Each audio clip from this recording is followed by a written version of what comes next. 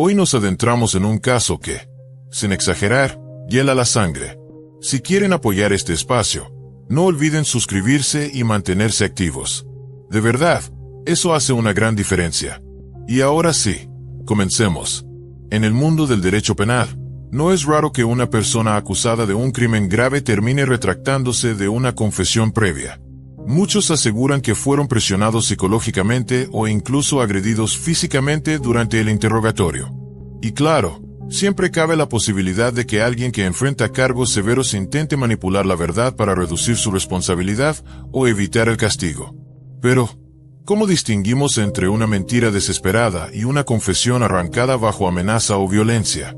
¿Qué pasa cuando esa persona ya fue condenada y está cumpliendo una larga sentencia por algo que, tal vez, fue forzada a admitir? Uno de los casos más controversiales y complejos del sistema legal en Illinois tiene como protagonista a una joven llamada Melissa Kalasinski, quien trabajaba en una guardería. En el año 2009, apenas unas semanas después de haber comenzado su nuevo empleo, Melissa fue acusada de provocar heridas fatales a un niño de apenas 16 meses de edad. Tras un interrogatorio largo, tenso e implacable, Melissa confesó haber causado el daño. Pero poco después, se retractó. Afirmó que la habían presionado, que la habían quebrado. Desde el inicio, el caso estuvo plagado de inconsistencias, detalles extraños y pruebas dudosas. Aún así, Melissa fue rápidamente declarada culpable y condenada a una larga pena de prisión. Y durante más de 15 años, ha luchado incansablemente para revocar ese veredicto y demostrar su inocencia. Numerosos investigadores, jueces y abogados han pasado por el caso. Pero cada vez que surgía nueva evidencia que sugería que Melissa podría no ser culpable, surgían voces y argumentos que insistían en mantenerla tras las rejas. Melissa Hannah Kalasinski nació el 14 de noviembre de 1986 en un suburbio tranquilo de Chicago, Illinois. Era la menor de 5 hermanos, criados por Cheryl y Paul Kalasinski. La familia vivía unida, basada en el respeto y el apoyo mutuo. Su hogar estaba ubicado en una granja a las afueras de la ciudad, rodeado de naturaleza y silencio. Desde pequeñas, todas y todos en la casa aprendieron a colaborar y asumir responsabilidades. Crystal, su hermana mayor, la describe como una niña dócil, noble y muy cercana a su madre. Melissa siempre fue abierta, cariñosa, confiada, veía lo bueno en los demás. Pero esa misma inocencia la convirtió, muchas veces, en blanco fácil para la crueldad. Al comenzar la escuela, Melissa batalló para adaptarse. No sabía cómo socializar, le costaba trabajo expresar sus emociones y conectar con otros niños. Era diferente, y sus compañeros se lo hicieron saber. Fue víctima de burlas constantes. Aunque sus hermanos intentaban protegerla, no podían estar con ella todo el tiempo. Muchas veces, Melissa regresaba a casa entre lágrimas, sin entender por qué nadie quería ser su amigo ni por qué cada día surgía un nuevo apodo hiriente. Y a pesar de tanto rechazo, nunca se volvió amarga. Conservó su bondad, su esperanza y sus deseos de conectar con los demás. Esa dificultad para socializar la acompañó hasta la preparatoria. Nunca logró formar amistades duraderas. Su único refugio era su familia, donde siempre se sintió aceptada. Ya en la adolescencia, Melissa descubrió su vocación. Quería trabajar con niños pequeños. Ellos sí lograban ver la ternura en su corazón. Ella misma soñaba con tener una familia numerosa, como la suya. Sus padres eran su modelo a seguir, y deseaba seguir su ejemplo. Al graduarse, se inscribió en un programa de certificación docente con enfoque en psicología infantil y educación temprana. Para 2008, ya contaba con la licencia necesaria para trabajar en guarderías y preescolares. En diciembre de ese año, con 22 años, Melissa solicitó trabajo en una guardería ubicada en Lincoln City, un pequeño pueblo a las afueras de Chicago. Durante la entrevista, dejó una excelente impresión. Aunque no tenía experiencia práctica, fue contratada como asistente de maestra con posibilidades de crecer. Inició labores en enero de 2009. Desde el primer día, se ganó a todos. Era amable, atenta, tranquila, responsable. Los niños la adoraban. Nada parecía fuera de lugar, al menos durante las primeras 2 semanas. En su grupo de cuidado estaban 4 hermanos de la familia Kingan. El menor de ellos, Benjamin, Tenía apenas 16 meses de edad. El hermano de Benjamin tenía 2 años y medio, y sus hermanas gemelas acababan de cumplir 4. Los 4 hermanos asistían a la misma guardería. Provenían de una familia numerosa. Los hermanos mayores ya estaban en la escuela. Como es común entre niños pequeños, a veces discutían o se empujaban, pero nunca pasaba de pequeños roces sin importancia. Miércoles 14 de enero de 2009. Todo parecía un día de trabajo más. Melissa llegó puntual a su turno, realizó sus tareas como de costumbre y no notó nada fuera de lo normal. El pequeño Benjamin, como siempre, se mostraba tranquilo, curioso, juguetón. Al ser el más chiquito del grupo, recibía atenciones adicionales por parte del personal. Era completamente natural. A eso de las 2 de la tarde, se sirvió el almuerzo en horario regular. Mientras el personal limpiaba el área, Benjamin comenzó a sentirse mal. En ese momento no pareció grave. En lugares donde hay varios niños, los malestares menores son frecuentes. Luego de asegurarse de que el pequeño se veía estable, el equipo volvió a sus actividades. 1 hora después, la cuidadora principal salió del salón por unos minutos, dejando a Melissa a cargo. Ella volvió a revisar a Benjamin. El niño sonreía. Jugaba tranquilamente sobre la colchoneta. Poco después, trepó por sí solo a una pequeña silla mecedora y empezó a quedarse dormido. Melissa lo cubrió con una mantita y le acomodó una almohada para que descansara bien. Se enfocó entonces en los demás niños. Nada parecía fuera de lugar. Benjamin parecía dormir profundamente, pero con el paso del tiempo, algo comenzó a parecer extraño. No reaccionaba a los sonidos habituales del salón, ni al bullicio de sus compañeritos. A las 4:30 de la tarde, Melissa se acercó para revisarlo. Lo que vio la dejó helada. Benjamin no respondía. Una espuma rosada salía de su boca. Melissa intentó despertarlo, pero fue inútil. Comenzó a gritar por ayuda, y el resto del personal acudió de inmediato. Llamaron a emergencias. Mientras llegaban los paramédicos, intentaron reanimarlo. Le aplicaron RCP, respiración boca a boca, todo lo posible. Pero el niño seguía sin responder. Lo más desconcertante, no presentaba heridas visibles. No había golpes, ni moretones, ni cortaduras. Nada que explicara lo que acababa de ocurrir. Melissa estaba en shock, aterrada. Había estado con él todo el tiempo. No lo había perdido de vista. No había señales previas de que algo anduviera mal. Los servicios de emergencia llegaron en cuestión de minutos. El pequeño aún tenía pulso, pero su estado era crítico. Fue trasladado de urgencia al hospital más cercano. Lamentablemente, no logró sobrevivir.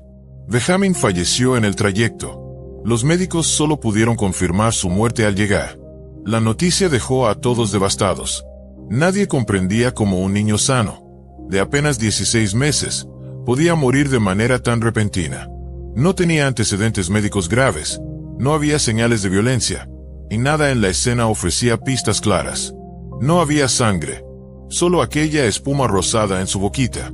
Las respuestas, si es que las había, debían encontrarse en la autopsia. Pero los resultados no hicieron más que aumentar el desconcierto. El informe forense fue claro. La causa de muerte fue una fractura en la base del cráneo, producto de un fuerte golpe en la cabeza. Según los patólogos, la lesión ocurrió varias horas antes de que el niño comenzara a deteriorarse. Sin embargo, no había marcas externas, ni hematomas, ni rasguños, ni heridas. ¿Cómo era posible que una lesión interna tan grave no dejara ningún rastro visible? La hemorragia cerebral había sido masiva. El daño, letal. Aún así, un informe posterior sugería que, si se hubiera actuado más pronto, el niño tal vez habría sobrevivido. El tiempo que pasó sin atención médica fue fatal. Ese periodo en que todos creían que dormía plácidamente marcó un antes y un después en su destino. Y entonces surgieron las preguntas urgentes. ¿Por qué se tardaron tanto en pedir ayuda? ¿Dónde estaban los adultos responsables cuando Benjamin se apagaba, lentamente, en aquella mecedora? Y la más importante de todas, ¿cómo se había provocado una lesión tan devastadora? Las miradas apuntaron de inmediato hacia Melissa. Había sido la única adulta presente en el aula después del almuerzo, cuando la cuidadora principal se ausentó unos minutos.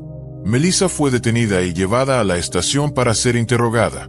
El resto del personal solo fue entrevistado brevemente y se les permitió retirarse. Ella relató lo ocurrido con lujo de detalle. Aseguró que todo había parecido estar bajo control. Por eso, dijo, su compañera había considerado seguro dejarla sola con los niños. Con el paso de las horas, las piezas comenzaron a encajar de manera preocupante para Melissa. Había sido la última persona en tener contacto con Benjamin antes de que todo ocurriera. Ese solo hecho bastó para convertirla en el centro de la investigación. Las autoridades no tardaron en ponerla bajo el reflector, buscando hacerla completamente responsable de la tragedia. Al principio, la acusación se basaba en negligencia. Se insinuaba que Melissa no había supervisado adecuadamente al niño, lo que permitió que ocurriera un hecho fatal. Ella, firme, negó cualquier descuido. Aseguró haber cumplido con cada una de sus funciones. Pero mientras más intentaba explicarse, más dudas despertaban sus respuestas. Como ya se mencionó, Melissa siempre había tenido dificultades para expresar sus ideas con claridad. Tartamudeaba, se trababa, cometía errores al hablar, y eso solo alimentó las sospechas de los investigadores. En un momento dado, incluso especuló que tal vez uno de los hermanos de Benjamin lo había empujado, accidental o intencionalmente. Después de todo, los niños solían pelearse o forcejear entre ellos. Pero para los detectives, no había margen de duda. Desde el primer momento, estaban convencidos de que la única culpable era Melissa. Apenas llevaba 2 semanas trabajando en la guardería. Era su primer empleo. Aunque sus compañeros la describían como amable y responsable, también admitieron que apenas la estaban conociendo. Lo que vino después fue un interrogatorio maratónico que duró casi 10 horas. Durante ese tiempo, Melissa solo tuvo pausas breves para ir al baño. Le dieron muy poca agua. Estaba aterrada, agotada física y mentalmente. Eventualmente, se quebró. En ese estado, Melissa aceptó firmar una confesión. En ella, afirmaba haber arrojado a Benjamin contra el suelo, lo que pudo haberle causado la lesión en la cabeza que lo llevó a la muerte. Luego, los agentes le pidieron que relatara el hecho frente a una cámara. Incluso le entregaron un muñeco para que recreara el supuesto movimiento.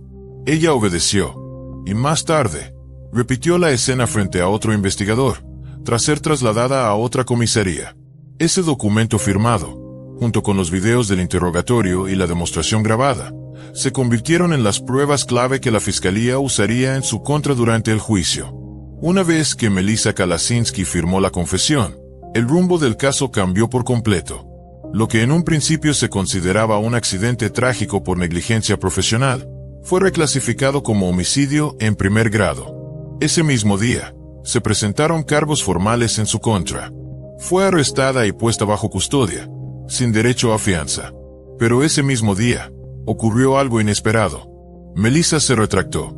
Aseguró que la confesión había sido forzada, que la habían sometido a una presión psicológica insoportable, que le dijeron que no podría irse hasta firmar, que no tenía otra salida. Reiteró una y otra vez que nunca lastimó a Benjamin, que jamás lo golpeó, lo empujó, ni le hizo daño alguno. Dijo que ella también había sido víctima, esta vez, del sistema. Sin embargo, sus palabras fueron ignoradas. La maquinaria judicial ya estaba en marcha, y nadie parecía dispuesto a detenerla. Cuando la familia Kalasinski se enteró de los cargos que enfrentaba Melissa, no lo podían creer. Sus padres y hermanos corrieron a la estación de policía convencidos de que debía tratarse de una equivocación. Todos coincidían en lo mismo. Melissa era incapaz de hacerle daño a nadie. Jamás había mostrado un solo rasgo de agresividad. Era dulce, compasiva, y siempre se había preocupado por los demás. Al principio, pensaron que todo se aclararía pronto y que ella saldría libre.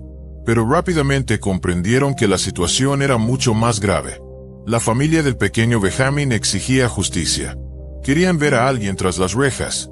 Y con la confesión en video y las declaraciones grabadas, el caso parecía imparable. Los Kalasinski comenzaron la búsqueda de un abogado experimentado que aceptara defenderla. El defensor público asignado no les daba confianza, pero los expertos legales eran costosos. Para poder pagar la defensa de su hija, tuvieron que vender parte de sus propiedades. Pasaron meses revisando cada fragmento del expediente. Transcripciones, grabaciones, horas de interrogatorios, recreaciones en video, todo. Y mientras tanto, Melissa no se movía de su postura. Era inocente. Su confesión, decía, fue producto de la coerción. Aún así, la fiscalía ya tenía suficientes elementos para solicitar una condena de por vida. El juicio de Melissa comenzó en noviembre de 2011. Como se anticipaba, el argumento principal de la fiscalía giró en torno a la confesión grabada. En el video, Melissa afirmaba que ese día los niños estaban particularmente inquietos, ruidosos, difíciles.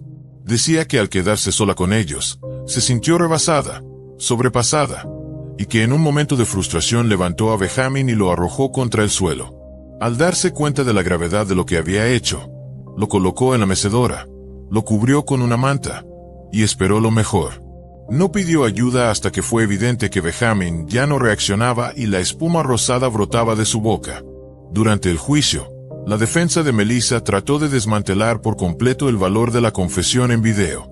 El abogado alegó que sus palabras no eran más que el resultado de una presión psicológica aplastante, amenazas veladas y una manipulación emocional constante.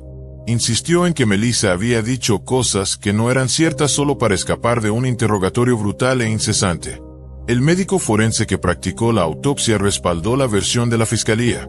El niño había muerto por una lesión cerebral traumática sufrida apenas unas horas antes de perder el conocimiento.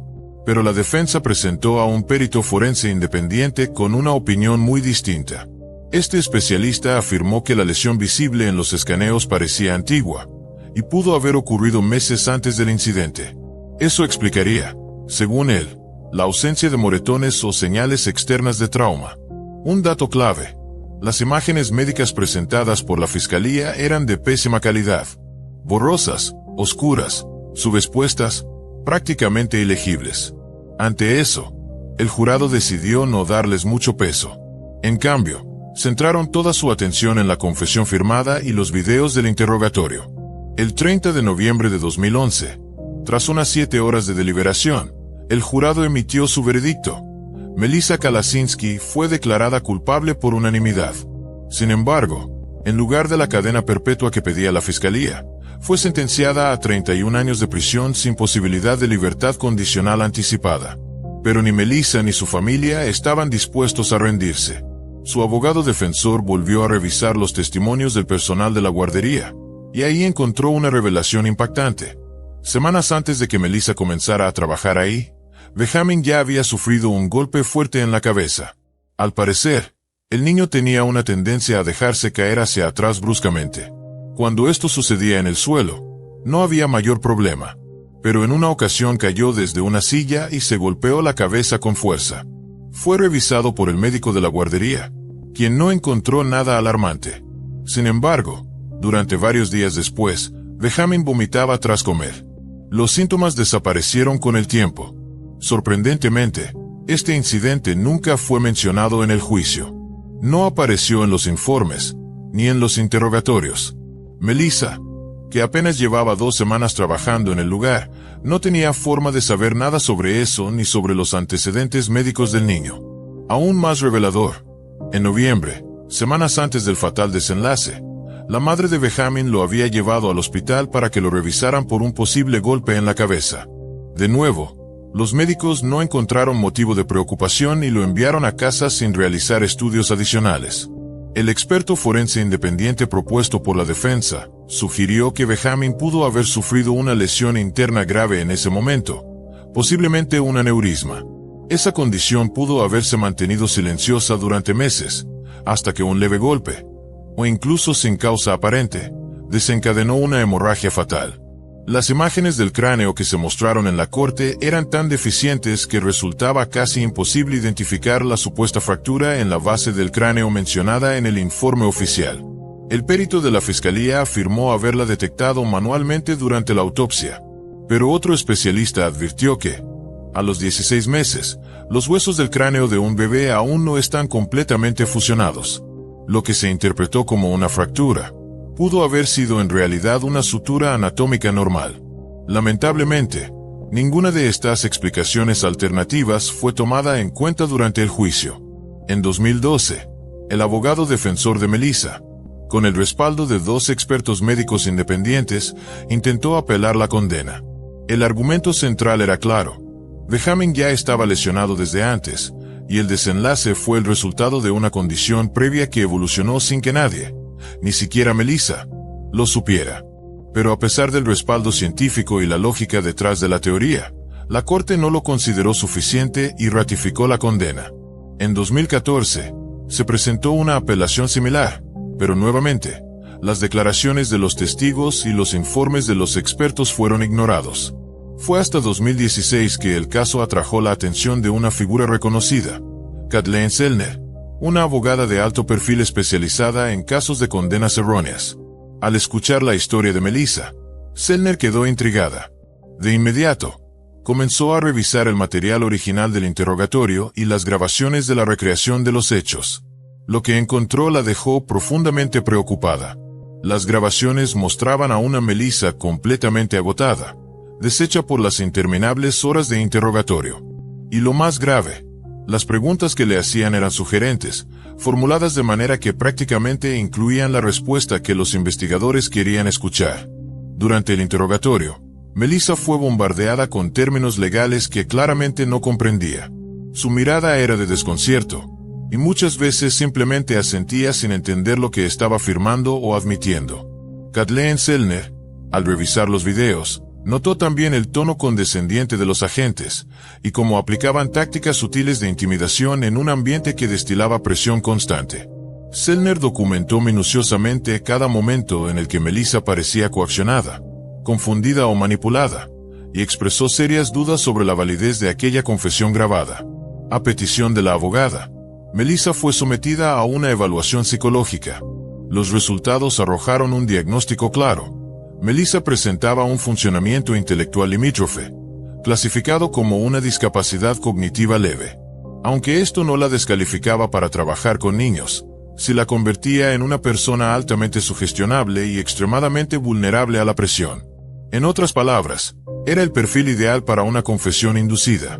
Todos estos hallazgos fueron presentados como parte de una apelación formal. Pero pese a la evidencia de violaciones al debido proceso y dudas legítimas sobre la fiabilidad de la confesión, la apelación fue rechazada. A estas alturas, el caso ya no parecía una búsqueda de justicia. Todo apuntaba a un encubrimiento. No había, aparentemente, ninguna intención real de reconsiderar la liberación de Melissa. Los intentos por revocar su condena continuaron en 2016 y 2019, sin éxito. Melissa seguía tras las rejas.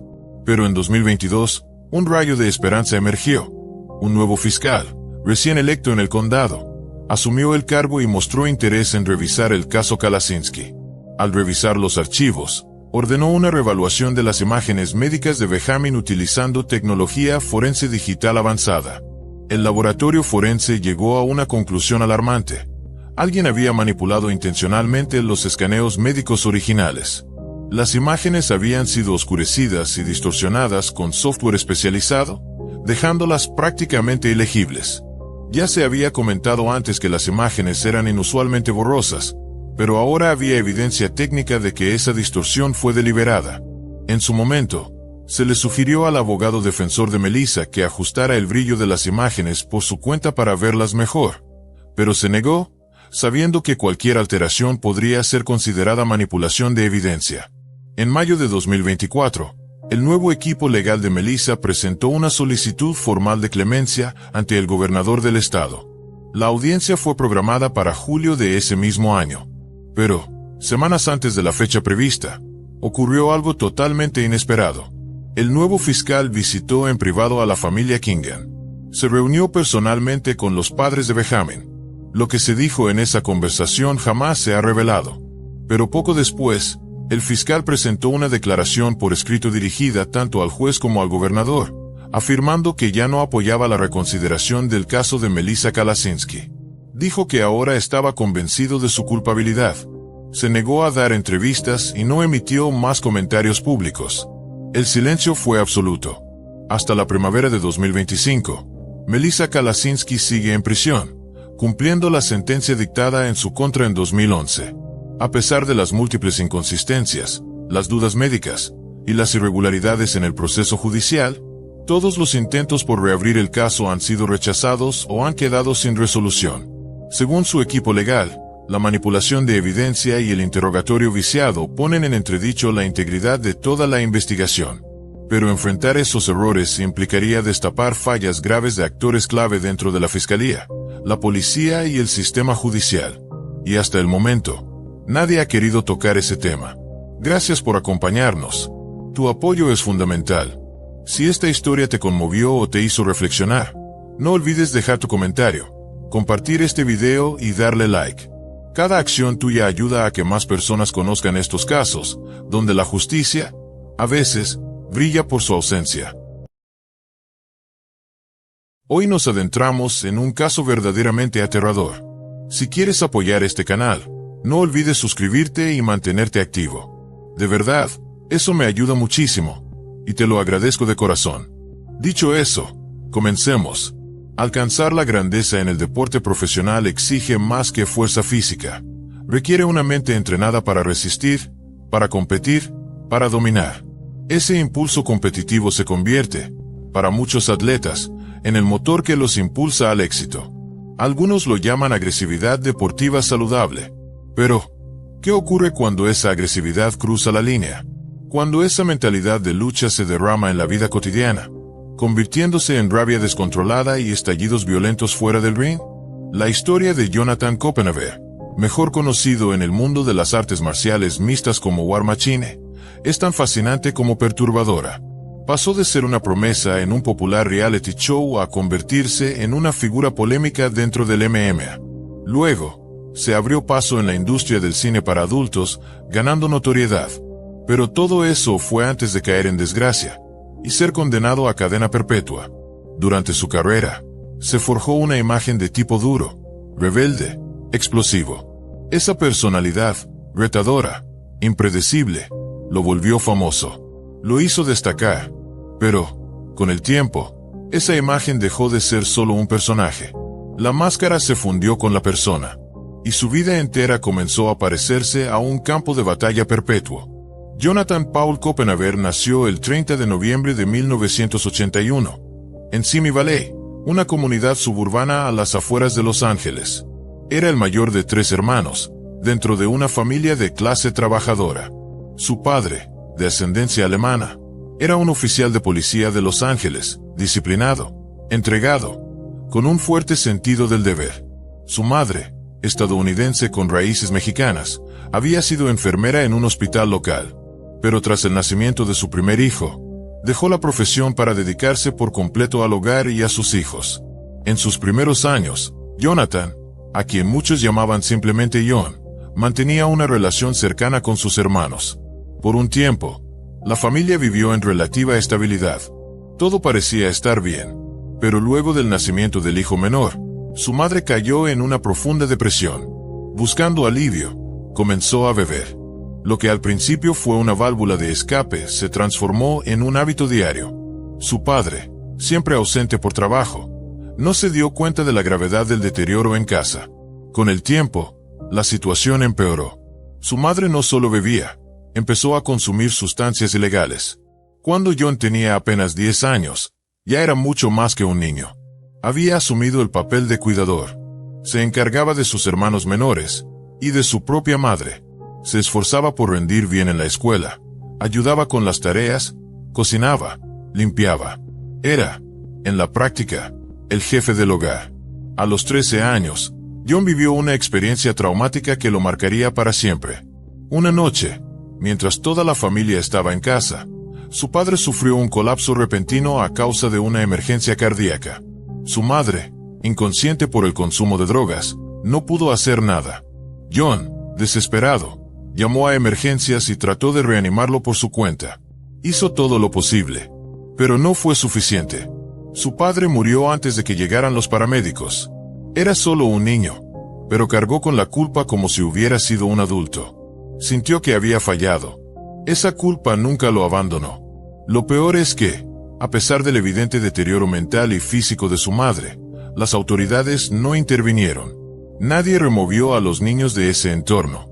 Siguieron viviendo con ella, mientras John, un adolescente, seguía a cargo de todo. Sobrevivían con lo poco que había dejado su padre, mientras la madre gastaba los cheques de ayuda en alcohol y drogas. A pesar del caos en casa, John seguía destacando en la escuela. Era brillante, con iniciativa, rápido para resolver problemas. Pero fuera del aula, era otro. Se volvió ansioso, impulsivo, agresivo. Discutía con sus compañeros. Golpeaba. Perdía el control con facilidad. Empezó a trabajar desde muy joven, haciendo cualquier tipo de labor que pudiera sumar algo de dinero para sostener a su familia. Al mismo tiempo, descubrió una vía de escape: el deporte. En especial, los deportes de contacto. No se limitó a un solo estilo. Entrenaba en varias disciplinas. Era su forma de soltar la rabia, de encontrar orden en el caos. El gimnasio se convirtió en su refugio. Entrenaba todos los días, y su entrenador lo notó de inmediato. John tenía talento. Talento de verdad. Muchos creían que podía llegar lejos, incluso alcanzar lo más alto. Aún así, seguía trabajando, estudiando y rindiendo en ambos frentes. John era inteligente, físicamente dotado. Sobre todo, tenía una ambición que lo consumía. A pesar de todos los golpes que la vida le había dado, logró graduarse de la preparatoria con buenas calificaciones y entró a la universidad. Se matriculó en Dixie State University, donde eligió la carrera de biología. Su mente era aguda, tenía potencial académico, pero esa furia que lo había acompañado desde niño, nunca lo soltó del todo. Su dificultad para controlar las emociones, en especial la ira, lo llevó a varios enfrentamientos con la ley. Detenciones, cargos, antecedentes, nada que lograra detenerlo. Porque, desde joven, John ya lo había decidido. Iba a ser peleador. Y no cualquier peleador. Quería llegar a lo más alto del mundo de las artes marciales mixtas. Entrenaba sin descanso. Participaba en todo torneo que encontraba. Y, casi siempre, salía ganador. Su nombre comenzó a resonar. Dentro del circuito de peleas, más y más gente empezaba a tomarlo en serio. Estaba cada vez más cerca de volverse profesional. En el año 2000, con apenas 19 años, John audicionó para un reality show de alto perfil llamado The Ultimate Fighter. Inspirado en formatos como Big Brother, este programa se convirtió rápidamente en un fenómeno en Estados Unidos, pero con un giro. En vez de concursantes comunes, los participantes eran peleadores reales de MMA que competían por un contrato en la UFC. Al principio, John no fue aceptado. Lo rechazaron durante el proceso de selección. Pero poco tiempo después, uno de los participantes sufrió una lesión grave y tuvo que abandonar la competencia. Los productores buscaron con urgencia un reemplazo. Al revisar a los descartados, se toparon nuevamente con un nombre que ya habían desechado: Copenhaver. Los concursantes fueron trasladados a una casa completamente vigilada por cámaras, sin acceso a teléfonos, ni internet, ni contacto con el exterior.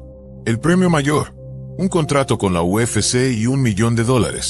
Cada semana, un peleador era eliminado, no por votos, sino en combate real.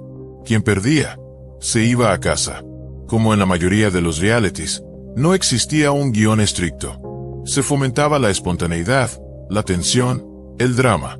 Y ahí fue donde John brilló. Con su carácter explosivo y personalidad desafiante, se convirtió rápidamente en uno de los personajes más visibles de la casa. El público lo adoraba. Su seguridad, su actitud provocadora, lo transformaron en una estrella emergente. The Ultimate Fighter terminó captando más atención por los conflictos dentro de la casa que por las peleas en el octágono. Rivalidades, traiciones, grupos enfrentados, y en medio de todo, John se ganó la fama de ser un peleonero de mecha corta, un instigador. No necesitaba razones para comenzar una pelea. Su actitud incendiaria mantenía la tensión al máximo, y los productores no parecían molestos por ello. Al contrario, lo explotaban. Aunque fue uno de los más populares, John no llegó a la final. Fue eliminado durante la 6ª temporada. Sin embargo, su paso por el programa lo catapultó al estrellato. Su carrera como peleador profesional tomó velocidad.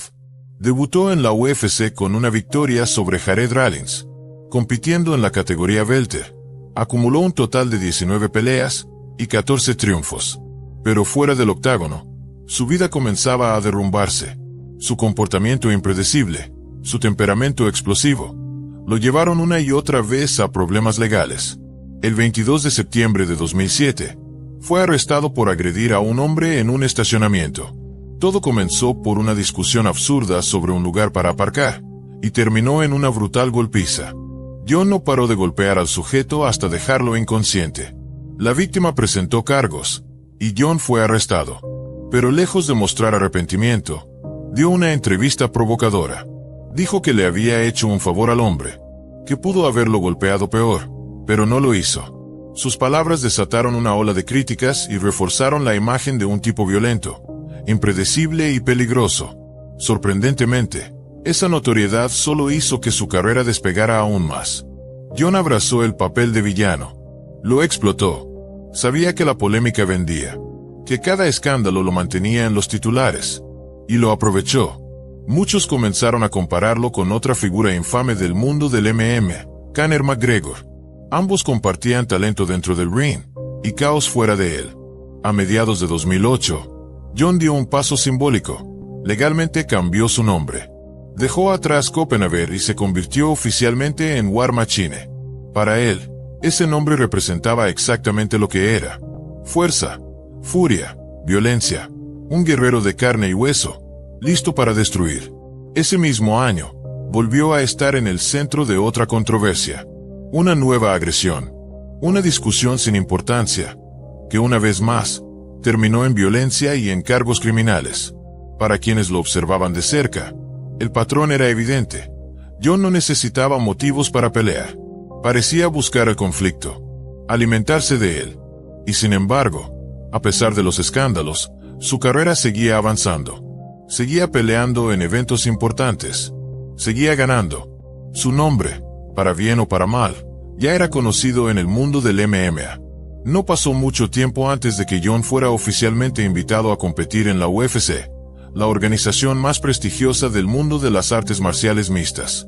Incluso ganó un premio por el nocaut de la noche, recibiendo elogios por su actuación dentro del octágono. Pero en 2009, John sorprendió al mundo con un anuncio público inesperado. Quería probar suerte en la actuación, aunque no de la manera tradicional. Decidió incursionar en la industria del entretenimiento para adultos. Con una apariencia juvenil pero ruda, y un físico sumamente atlético, John causó impacto en cámara. Su presencia no pasó desapercibida. Su carrera en el cine para adultos empezó a sonar tanto como su récord en MMA. Durante su primer año, participó en 13 películas, muchas de ellas junto a actrices reconocidas del medio. Logró equilibrar ambas carreras, el combate y el cine. Además, firmó varios contratos de patrocinio que le generaron ingresos importantes. Pero como ya era costumbre en su vida, el éxito no tardó en ser opacado por la controversia personal. En agosto de 2010, John fue arrestado tras un violento incidente en un club nocturno en California. Agredió físicamente a otro cliente del lugar. Esta vez, la gravedad del ataque no dejaba espacio para indulgencias. Fue sentenciado a 1 año de cárcel. Poco después, salieron a la luz otros incidentes previos, y su sentencia fue extendida a 2 años y 2 meses, con posibilidad de libertad condicional tras cumplir 1 año. Durante su estancia en prisión, John mantuvo su actitud desafiante. Se involucró en múltiples peleas, fue catalogado como interno de alto riesgo, y terminó pasando la mayor parte de su condena en confinamiento solitario. Para entonces, quedaba claro que su agresividad ya no era solo parte del personaje que proyectaba como peleador. Muchos comenzaron a verlo como un problema serio de conducta. Algunos lo atribuían a la presión de la fama, otros, a una inestabilidad emocional profunda. Al salir, John regresó al ring. Obtuvo varias victorias notables ante oponentes de peso como Roger Huerta, Blosa y Von Anderson. Paralelamente, lanzó un blog personal y una página en redes sociales para mantenerse en contacto con sus seguidores, que iban en aumento. Su contenido era peculiar. A menudo se grababa a sí mismo hablando directamente a la cámara. Contaba anécdotas, reflexiones, confesiones. Y en cuestión de días, decenas de miles de personas se suscribieron a su plataforma. El público que lo seguía era variado. Algunos eran fanáticos del MMA, otros lo conocían por su carrera en el cine para adultos, y muchos lo seguían simplemente por las constantes polémicas que lo rodeaban desde sus días en la televisión. En 2011, John decidió lanzar su propia línea de ropa deportiva y casual. El sello distintivo de su marca, gráficos agresivos, frases provocadoras y una estética centrada en proyectar la imagen del macho alfa. La mercancía se vendía principalmente en línea y se volvió sorprendentemente popular. Sin embargo, su actitud confrontativa nunca desapareció. Incluso en sus videoblogs, hablaba abiertamente sobre sus problemas con el enojo, sobre lo difícil que era controlarse. Usaba lenguaje vulgar con frecuencia y no dudaba en desahogarse contra quienes lo molestaban. A veces, incluso grababa enfrentamientos con desconocidos en la calle.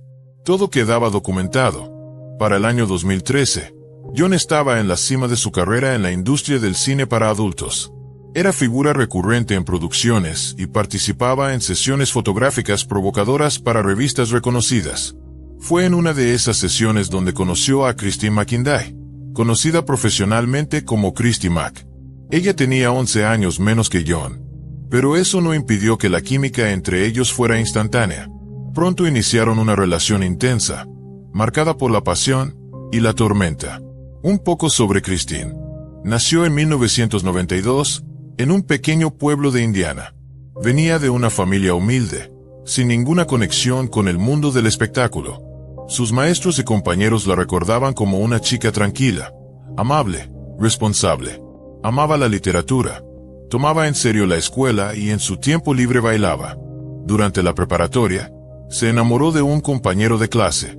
Se hicieron novios y, a pesar de la oposición de sus padres, decidieron casarse al cumplir los 18. Pero el matrimonio no funcionó.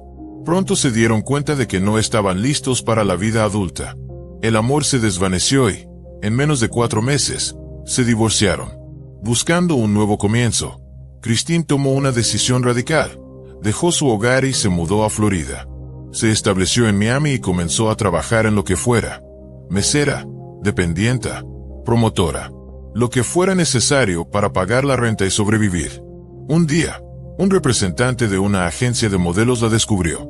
Christine comenzó posando para catálogos de moda, pero pronto llegaron ofertas más provocativas y con mucho mejor paga.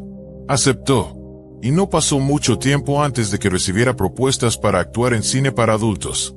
Eligió un nombre artístico llamativo, uno que pronto se volvería ampliamente reconocido. Christine se convirtió en una figura habitual dentro de la industria del cine para adultos. Una de sus participaciones más destacadas fue en una parodia inspirada en una franquicia de superhéroes. Su trabajo no pasó desapercibido. Fue reconocida con varios premios de la industria. En febrero de 2013, dio un paso importante. Abrió su primera boutique, especializada en lencería y accesorios de estilo de vida. El negocio despegó con rapidez y pronto se expandió, convirtiéndose en una cadena comercial en crecimiento. Cuando Christine y John se conocieron, ambos ya eran rostros conocidos. Él, con su historial como peleador y actor de cine para adultos. Ella, como una de las figuras más populares en su campo. Ambos tenían negocios propios, marcas personales y miles de seguidores. En muchos sentidos, eran iguales, famosos, exitosos, mediáticos. Desde el inicio, la pareja fue vista en todos lados. Premios, alfombras rojas, fiestas de la industria. Siempre juntos, siempre sonrientes frente a las cámaras. Daban entrevistas como pareja, firmaban contratos de patrocinio y se vendían como una dupla ideal. Atractivos, carismáticos, poderosos. En cuestión de meses, John y Christine eran percibidos como inseparables. Una pareja glamurosa que parecía tenerlo todo. Se les veía felices. Hablaban de planes a futuro. Y desde afuera, sus vidas lucían perfectas. Pero por dentro, todo era distinto. Mucho más oscuro. Fuera de cámaras, John era igual de intenso y volátil que dentro del octágono. En público, actuaba como el novio atento. En privado, era controlador, manipulador. Vigilaba cada paso de Christine. Estaba consumido por los celos. Discutía por todo. Y con el tiempo, esas discusiones se convirtieron en agresiones. Primero verbales, luego físicas. Christine comenzó a ser víctima de abuso constante. John la humillaba, le gritaba, la amenazaba. Hubo múltiples ocasiones en las que, durante arranques de ira, Le puso las manos en el cuello. En uno de esos episodios, su madre, que justo estaba de visita, presenció el momento. Horrorizada, le rogó que dejara a John de inmediato. El temperamento de John era una bomba de tiempo. No necesitaba provocaciones. Bastaba un mal gesto, una palabra equivocada. Una vez, durante una discusión en el coche, aceleró bruscamente hacia una pared mientras gritaba que iba a matarlos a los dos.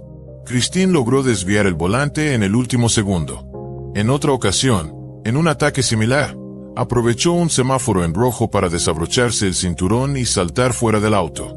Intentó terminar la relación varias veces, pero él siempre encontraba la forma de manipularla para regresar.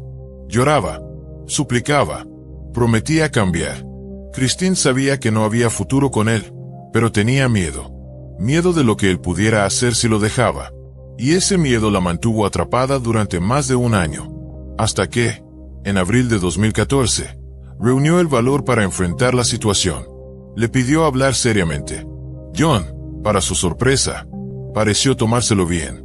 Le dijo que entendía, que necesitaban espacio. Parecía haber aceptado la ruptura. Parecía. Durante el primer mes tras separarse, Christine vivió en alerta constante. Mirando sobre su hombro, temía que John regresara, que la acechara, pero no pasó nada. Poco a poco, su ansiedad fue cediendo. Comenzó a retomar su vida. Y para julio, ya salía con alguien más, un hombre llamado Corey Thomas. El 8 de agosto de 2014, Christine y Corey estaban en su departamento de Las Vegas. Estaban acostados en la cama, cuando John entró sigilosamente usando una llave que nunca había devuelto. Sin previo aviso, irrumpió en la habitación y atacó a Corey de inmediato. A golpes cerrados, lo derribó. Lo mordió varias veces con tal fuerza que le dejó heridas profundas en la cara, los hombros y el pecho. Luego lo inmovilizó, lo montó y comenzó a estrangularlo. Christine, aterrada, intervino al ver que Corey perdía el conocimiento. John soltó el cuello, lo agarró del cabello y le ordenó que se largara. Le advirtió que no llamara a la policía o terminaría lo que había empezado. Corey, en shock, prometió no decir nada. Recogió algunas cosas y salió corriendo. Iba medio vestido y cumplió su promesa. No reportó el ataque. Ese silencio casi le costó la vida a Christine. Ya a solas con su exnovia, John se transformó en una bestia. La golpeó sin piedad. La sometió a más de 2 horas de tortura física y emocional. Cuando todo terminó, Christine estaba irreconocible, moreteada, ensangrentada, semi-inconsciente. John, creyendo que se había desmayado, salió brevemente de la habitación. Fue entonces que Christine, con lo poco de fuerza que le quedaba, logró arrastrarse hasta la ventana. La empujó. Cayó al exterior. Por suerte, el departamento estaba en planta baja. Sobrevivió a la caída. Y gritó. Los vecinos la oyeron. Llamaron a emergencias de inmediato. Las lesiones de Christine eran devastadoras. John le había fracturado la nariz, el pómulo y la mandíbula. Le arrancó 12 dientes. Estuvo a punto de dejarla ciega. Tenía costillas rotas, el riñón perforado y daños graves en el hígado. Era un milagro que siguiera con vida. Christine perdió una cantidad significativa de sangre y fue diagnosticada con una conmoción cerebral. Su cuerpo estaba cubierto de moretones, heridas, raspones y marcas de mordidas. A pesar de la gravedad de las lesiones y del estado crítico en que llegó, los médicos lograron estabilizarla. Pero cuando finalmente pudo hablar y contar lo que había ocurrido, John ya no estaba. Había desaparecido. Durante una semana entera, su paradero fue un misterio. El 15 de agosto, reapareció, no ante las autoridades, sino en redes sociales. Comenzó a publicar su versión de los hechos. En una serie de mensajes, intentó mostrarse como la verdadera víctima. Decía haber sido traicionado. Se justificaba, pero nadie le creyó. Los investigadores rastrearon la señal de su teléfono. Lo localizaron y lo arrestaron sin mayor resistencia. Un dato inquietante surgió después. Corey, el novio de Christine, no llamó a la policía hasta 3 horas después del ataque. Para entonces, ella ya estaba hospitalizada. Durante esas horas de silencio, Christine había estado luchando por su vida. Algunos cuestionaron si Cody debía haber enfrentado cargos por no actuar de inmediato, pero él alegó estar en estado de shock, paralizado por el miedo. Afirmó que temía por su propia vida. Finalmente, no se presentaron cargos en su contra, y su papel en el proceso judicial fue únicamente como testigo y víctima. Mientras se encontraba bajo custodia, esperando su juicio, Copenhaver intentó quitarse la vida. Usó una sábana de su celda para fabricar una especie de soga improvisada. Intentó colgarse, pero los guardias lo encontraron a tiempo. Lo bajaron, y sobrevivió. El intento de suicidio retrasó el juicio casi 3 meses. Durante el proceso judicial, John trató, una y otra vez, de cambiar la narrativa. Se presentó como un hombre traicionado, herido. Dijo que su reacción fue producto del dolor. Su defensa recurrió a su infancia, a su pasado lleno de violencia, abandono y trauma, intentando despertar compasión y conseguir una sentencia más benévola. Pero el jurado no fue conmovido. El 15 de febrero de 2017, Jonathan Paul Copenhaver, legalmente conocido como War Machine, fue declarado culpable de todos los cargos en su contra. Su sentencia, cadena perpetua con posibilidad de libertad condicional, después de 36 años. Gracias por acompañarnos en esta historia. Tu apoyo significa mucho. Si quieres ayudar a que este canal crezca, no olvides dejar un me gusta, compartir el video y dejar tu comentario. Tu participación marca la diferencia. Hola a todos, soy David. Y hoy quiero hablarles sobre un caso realmente espantoso que involucra a una mujer llamada Samantha Fraser. Este caso es un claro ejemplo de cómo un verdadero monstruo no puede ser rehabilitado, ni siquiera por un psicólogo con experiencia y habilidades. Cuando alguien muestra señales de crueldad, es mejor alejarse. Esas personas no cambian, no merecen una segunda oportunidad, y son capaces de cometer las atrocidades más horribles mientras creen en su propia impunidad. La tragedia que nos ocupa ocurrió en una isla tranquila de Australia, cerca de Melbourne, durante el caluroso verano de 2018. Ahora, adentrémonos en la historia con más detalle.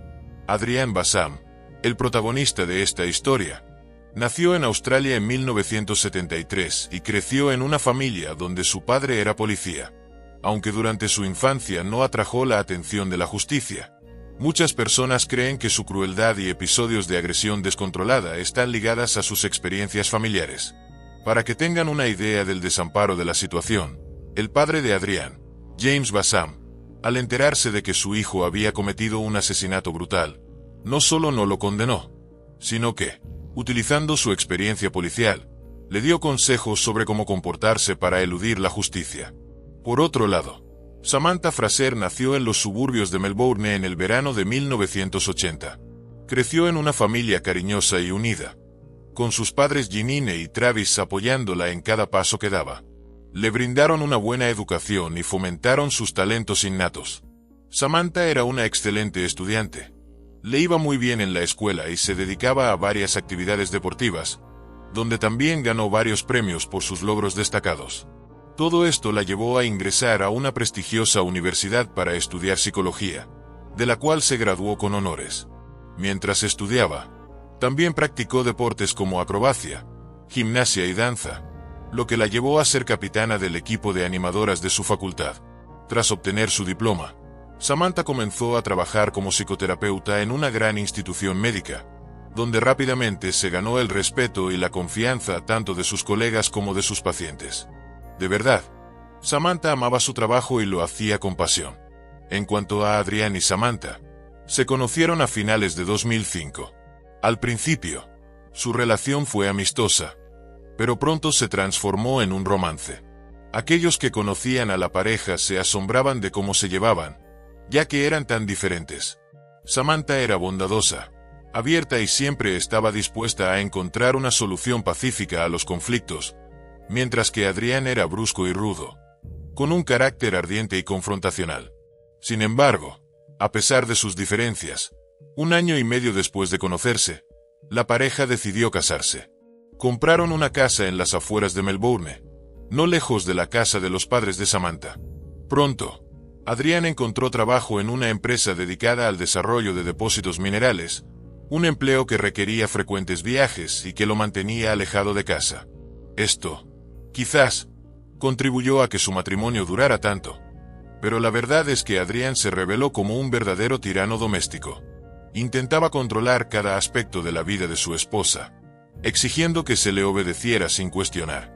Tenía comportamientos extraños que indicaban problemas mentales. Por ejemplo, era obsesivo con que la casa estuviera siempre en impecable orden. Y esto incluía hasta la colocación de los más mínimos objetos, como los libros en la estantería o los artículos de tocador en el baño. Cualquier cambio en la disposición podía desencadenar su ira y agresividad. Samantha, siendo psicóloga, intentaba resolver esos conflictos y esperaba que, con el tiempo, su esposo cambiara y se volviera más tranquilo y moderado.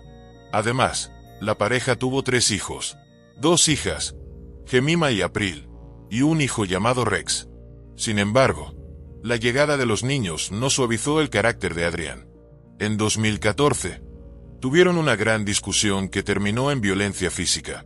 Esta vez, Samantha decidió no hablar y no denunció el incidente, confiando en que no volvería a ocurrir. Nadie en su entorno se imaginaba que su esposo alzaba la mano contra ella. Pero, un año después, la historia se repetía.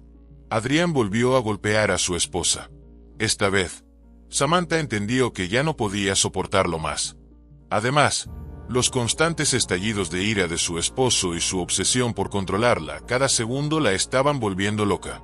Así que tomó una decisión valiente y se dirigió a la policía para presentar una denuncia. Samantha había decidido dar un paso valiente y denunciar a su exmarido porque él la había golpeado. Después de eso, tomó a sus hijos y se mudó a la casa de sus padres en la primavera de 2017. La separación se hizo oficial con el divorcio. Por orden del tribunal, Samantha y los niños se quedaron con la casa familiar. Al poco tiempo, volvieron a establecerse allí.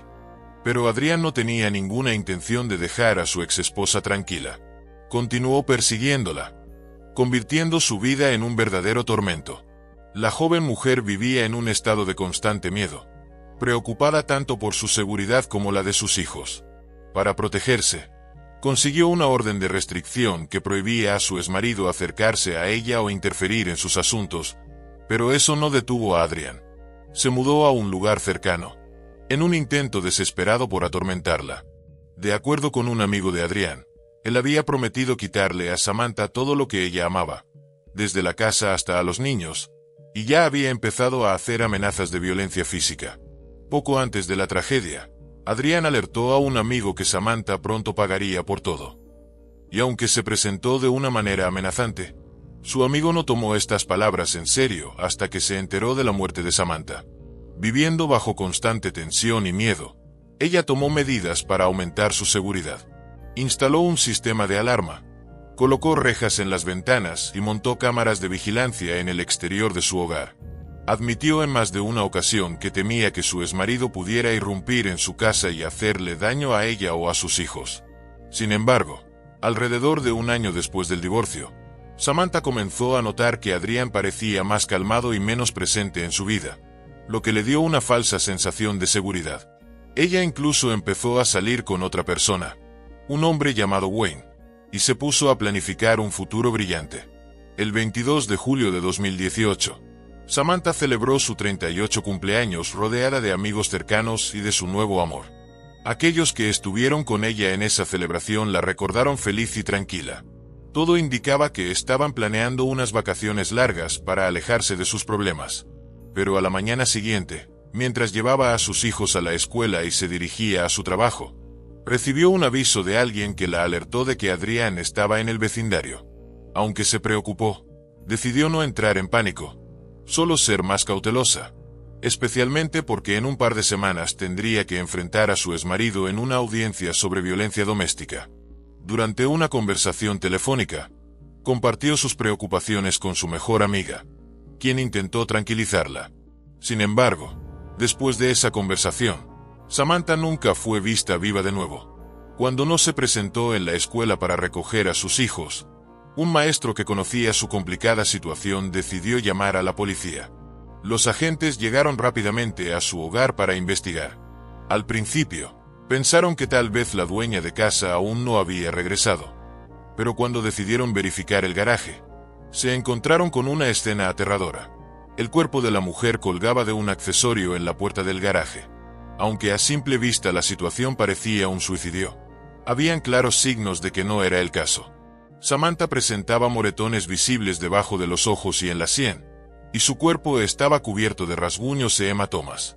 Por otro lado, la cuerda que la mantenía colgada estaba tan larga que sus pies tocaban el suelo. Además, la mujer no vestía la misma ropa con la que había salido esa mañana y los zapatos le faltaban por completo. Estaba claro que alguien había estado en el garaje y había intentado hacer que pareciera un suicidio. Pero cometieron muchos errores. La escalera de tijera estaba caída al lado de su cuerpo, lo que generaba aún más dudas acerca de lo que realmente había sucedido. Un examen forense posterior reveló que había sufrido una lesión severa en la cabeza. Así que o estaba inconsciente o ya estaba muerta cuando la colgaron.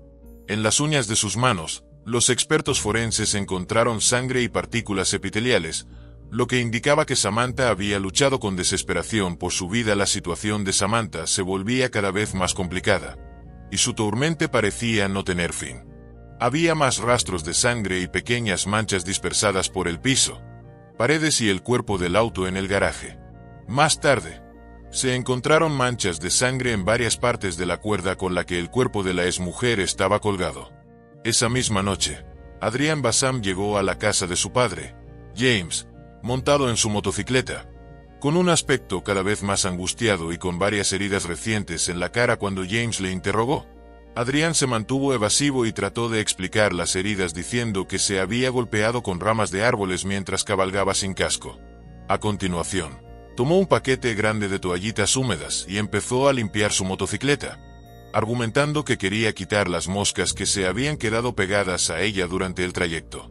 Su padre, James, que había sido un policía, inmediatamente sospechó de algo y no se equivocó. Al día siguiente, cuando los detectives llegaron a su casa con interrogantes sobre su hijo, quien resultaba ser el principal sospechoso en el caso de asesinato de su exmujer, James ya había comprendido lo que estaba sucediendo. Al principio, James dijo que no había visto a su hijo, pero luego, después de comprar tiempo, instruyó a la policía sobre lo que había visto y cómo debería responder para tratar de mitigar la responsabilidad de su hijo. Adrian sí siguió los consejos de su padre. Calladamente escuchó las acusaciones y, con la ayuda de los abogados contratados por su padre, se dirigió obedientemente a la estación. Pero en un comienzo, refutó categóricamente la cooperación de la investigación, sin negar su culpabilidad, sino ignorando todas las preguntas. Por otro lado, la prueba recogida era más que suficiente para que los investigadores sospecharan de Adrian. Los moretones en la cara no pasaron desapercibidos, ya que habían sido hechos por Samantha en su intento de defenderse, y también se encontraron manchas de sangre y partículas epiteliales bajo sus uñas. Las señales de sudor de Adrian también estaban presentes en la cuerda con la que el cuerpo de su exmujer estaba colgando. Al examinar la motocicleta de Adrian, se encontraron también rastros de sangre de la víctima y un chal ensangrentado encontrado en un contenedor de basura frente a la casa de su padre. Era evidente que había tratado de eliminar la evidencia, pero fracasó. La seguridad de cámara instaurada por Samantha fuera de su casa, poco antes del trágico evento, muestra a un hombre, con la cara cubierta por una capucha sobre su gorra, huyendo del escenario después del asesinato. Y a pesar de que se tratase una identificación imperfecta, no había dudas sobre su ser Adrian. La cronología de la última jornada de la víctima se reconstruyó paso a paso y la imagen que quedó fue brutalmente desgarradora. Mientras que nadie se encontraba en casa, Adrian logró abrir la cerradura de la puerta del garaje y entrar en donde esperó por horas el regreso de su exmujer. Una incauta Samantha se dirigió hacia su garaje y Adrian la atacó antes de que ella pudiera bajar del auto. Desesperada, Samantha peleó contra su atacante, como demostraba los mordiscos en la cara del asesino, pero sus fuerzas eran inútiles. Lo golpeó hasta que perdió la conciencia y luego, para borrar su pista, quitó la camiseta ensangrentada de su exmujer y la reemplazó por una camiseta negra encontrada en el hogar. Luego, sumergió la cabeza de Samantha en agua para lavar la sangre de su cabello rubio. Con su exmujer inerte, Adrián colocó una cuerda alrededor de su cuello y la colgó de la puerta del garaje. Quería asegurarse de que nadie la encontrara con vida. Por eso también colocó una escalera en el suelo junto a ella, pero el ancho de la cuerda no había sido bien calculado, dejando una parte de su cuerpo colgante. Para limpiar las manchas de sangre, el asesino las lavó, pero no encontró ni una sola de las pequeñas manchas que habían sido hechas por la víctima. Es simplemente asombroso que una joven madre de 3 hijos se encontrara la muerte en la entrada de su propio hogar. El asesino intentó hacer que pareciera que Samantha se había suicidado, pero la cantidad de pruebas indicaba lo opuesto. La condición del cuerpo de la víctima indicaba que ella había aceptado el martirio. Lo peor era que la víctima había pasado por muchos años en el lado equivocado del hombre al que se suponía que amaba. Sufrió abusos morales y físicos, levantó a sus hijos y esperó que cambiara en el transcurso del tiempo. Cuando Adrián percibió que era imposible negar o callar porque todas las pruebas apuntaban contra él, cambió de plan. Bassam declaró que efectivamente estuvo en la casa de su exmujer, pero solo quería hablar con ella y convencerla para que retirara su denuncia de violencia doméstica. Según él, el diálogo no se llevó bien y se dieron bofetadas, pero que después, el hombre se fue y que Frachet seguía con vida y consciente en ese momento. Los abogados de Adrián insisten que sus clientes estuvieron actuando bajo la presión de la situación. La defensa del acusado intentó convencernos de que solo cometió una agresión, y que tras eso, en su opinión, Samantha había tomado su propia vida. Pero sus familiares estaban convencidos de que eso era imposible, ya que ella nunca haría algo así, sobre todo porque tenía a sus hijos a su lado. Además, estaba a punto de volver a casarse y tenía grandes planes para el futuro. El juicio por el asesinato no se llevó a cabo hasta finales de 2022. Durante las sesiones del juicio, los hijos mayores de la pareja asistieron y se manifestaron en contra de su padre, exigiendo una pena justa por lo que había hecho, mientras que su hijo menor decidió no estar en la sala del tribunal. Era comprensible. El niño no quería traumatizarse más y, además, estaba aterrorizado de su propio padre. En un intento por defenderse, la defensa argumentó que Adrián había actuado de manera impulsiva, dejando ver que estaba en un estado de alteración emocional. Sin embargo, esta estrategia no pudo sostenerse porque claro estaba que Adrián había tomado su tiempo. Esperó varias horas a su víctima. Preparó todo lo que necesitaba para llevar a cabo su acto criminal. Finalmente, trató de deshacerse de cualquier evidencia que pudiera incriminarlo. El tribunal se tomó su tiempo, pero finalmente, en febrero de 2023, se dio a conocer el veredicto final. Adrián fue declarado culpable de un asesinato brutal y premeditado, y se le impuso una condena de cadena perpetua sin posibilidad de libertad condicional durante al menos los próximos 30 años. Janine y Travis Fraser, los familiares de Samantha, asumieron la responsabilidad de cuidar a los hijos de ella y de Adrián. O sea, el círculo de dolor y sufrimiento no se cerraba, sino que se expandía.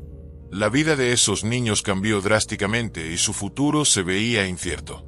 Gracias por acompañarme en esta historia, amigos. No olviden suscribirse al canal porque vienen muchas historias impactantes más. Hasta la próxima.